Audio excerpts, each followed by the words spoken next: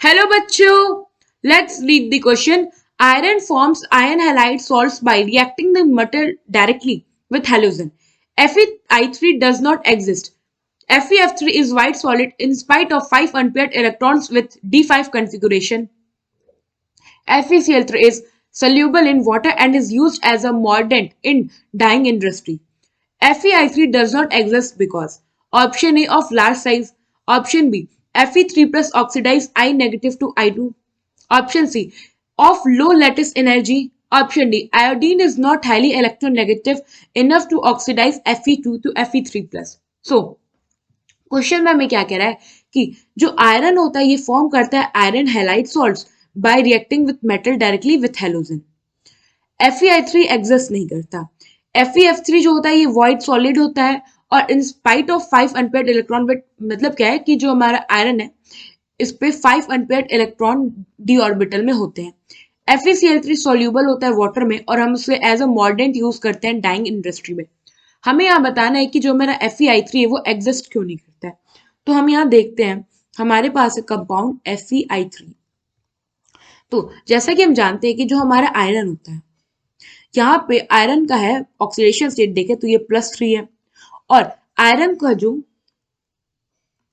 Iron जब अपने +3 oxidation state में होता है तो ये एक बहुत ही अच्छा act as a very good oxidising agent.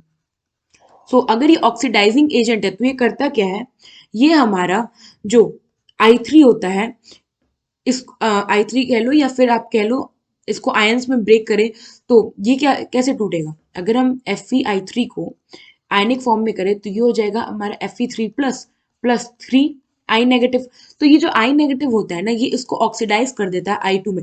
मतलब ये हमारा जो आयोडाइड आयन होता है इसको ऑक्सीडाइज कर देता है हमारा आयोडीन मॉलिक्यूल में.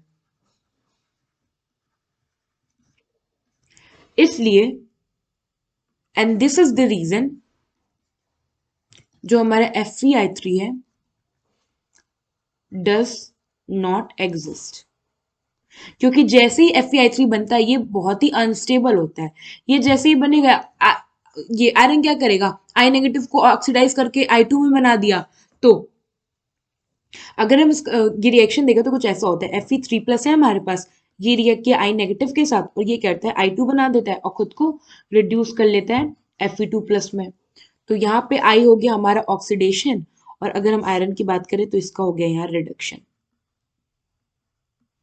तो अगर हम ऑप्शन देखें तो पहला ऑप्शन कह रहा है कि इसका लार्ज साइज होता है तो ये गलत है क्योंकि आयरन और आयोडीन ऑलमोस्ट इनका साइज सेम ही होता है. अप्रोक्सीमेट इतना साइज तो आयरन को होता है कि वो तीनों आयोडीन मॉलिक्यूल को संभाल सके. सेकंड में देखो तो क्या कह रहा है कि Fe3 प्लस ऑक्सीडाइज कर देता है I नेगेटिव टू I2 में, हमने देखा यही होता है. थर्ड क्या कह रहा है कि ऑफ लो लेटिस एनर्जी. तो जब कॉम्प्लेक्स बनेगा ही नहीं तो लेटिस एनर्जी हम डिसाइड कैसे करेंगे, तो ये भी हमारा ये नहीं होगा.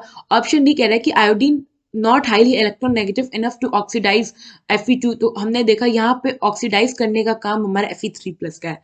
तो जो हमारा फाइनल कंक्लूजन आया वो ये हुआ कि मेन रीजन है FeI3 का ना एग्जिस्ट होने का यही कि Fe3 प्लस ऑक्सीडाइज कर देता है I2 को I नेगेटिव को I2 में. तो यहाँ पे हमारा ऑप्शन भी करेक्ट हो जाएगा.